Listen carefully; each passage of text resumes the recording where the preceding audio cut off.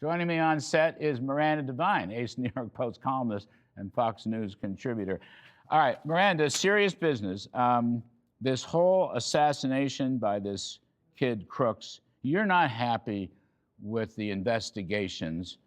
And I think, I'm knowing you, you're not happy, not only because you're not happy, but because you're worried about repeats and who's going to be out there in the future. I just know you, and that's the thought when I read your column and the news in the Post. We need to know as much as we can about this in order to stop the next 1 or 5. Yes, exactly. Is that fair? Absolutely. And also, it's not just about me not being happy. It's about President Trump being unsatisfied. It's also, and his family, Eric Trump, is not satisfied with the investigation so far. And also Senator Ron Johnson is one of the oversight senators. That's his job, to have oversight of the FBI. He's unhappy. He's quite angry that he had to subpoena Kash Patel, Donald Trump's FBI director, in July on the 12th-month anniversary of the Butler events, in order to get just basic information about Thomas Crooks, forensic information, surveillance camera, other documents, autopsy results, toxicology, etc.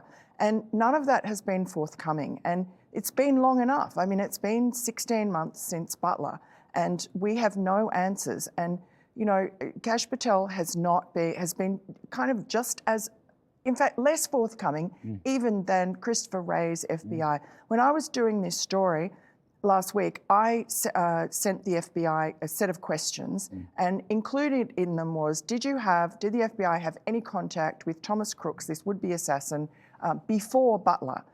Did anyone send any complaint in? Were you tipped off about him? Did they?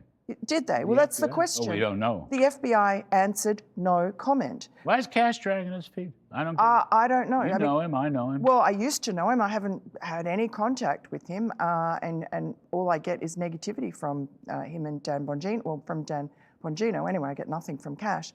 And, you know, Christopher Wray came out and was very careful when he briefed Congress a week after Butler.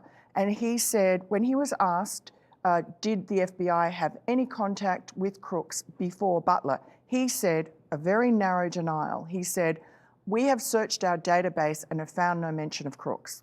Well, I know from the Biden stuff that there is places that they stash information outside the main database that's locked up that only certain people can access. Was he a Lone Ranger? Do you think he was a Lone Ranger or not?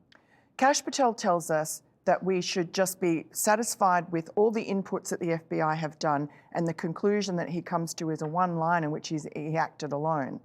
Well, you know, people I've talked to during the FBI agents involved in this and not involved in this, and former FBI agents, all as one say that it is inconceivable that Thomas Crooks, with the violent rhetoric that he was espousing for years online, would have escaped the attention of the FBI. Wow.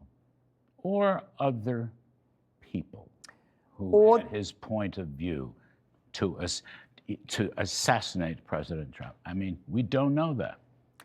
No, and another... I'm out of time. But, oh, okay. But, no, give me the CIA as well, because he had contact with a Norwegian neo-Nazi from a group that's been designated a terrorist group by the State Department. Therefore, he would have come into the attention, the guy he was talking to, sorry, Willie Teppers, would have come to the attention of the CIA, and they would have referred any American that he was associated with, including Thomas Crooks. And you're saying digitally, when you have these connections, where there's smoke, there's fire. Or well, we need to know. We need to know, because the problem is, in a vacuum, is conspiracy theories. You're going to keep on this? Oh, sure, yeah. I read your long column. Yeah. It took me 2 days. Sorry. It was worth it. It always is, Miranda Devine. It always is. That's the wonderful thing about it. You're wonderful. Thank you. All right. Miranda Devine from the New York Post. Coming up.